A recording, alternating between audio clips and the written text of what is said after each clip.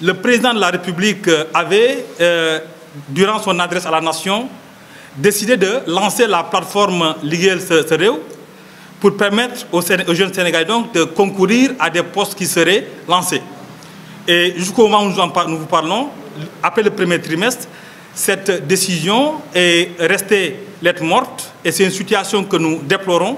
Par ailleurs, nous pensons que le gouvernement devrait revenir à ce principe sacro-saint qui inscrit les peuples dans le progrès, qui consiste donc à procéder aux appels à candidature lorsqu'il faudra pourvoir des postes.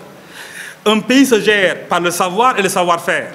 Donc, pour qu'on en arrive à cette situation, il faut mettre en avant le principe donc, de la méritocratie qui nous est si cher au sein de ce parti qui est donc les sociodémocrates du Sénégal. Ça se voit d'ailleurs que sans les appels à candidature, ce à quoi on assiste, c'est quoi? C'est la banalisation de la nomination des PCA et même certains portefeuilles ministériels sont pourvus aujourd'hui par des profils qui ne sont pas à la hauteur.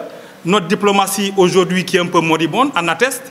Donc nous pensons que le gouvernement devrait revenir donc, à disons, ces appels à candidature pour que le Sénégal puisse être représenté dignement. À un autre niveau, nous constatons également que la situation économique du pays est très délétère. Le climat social est vicié. Il y a une inflation qui est là.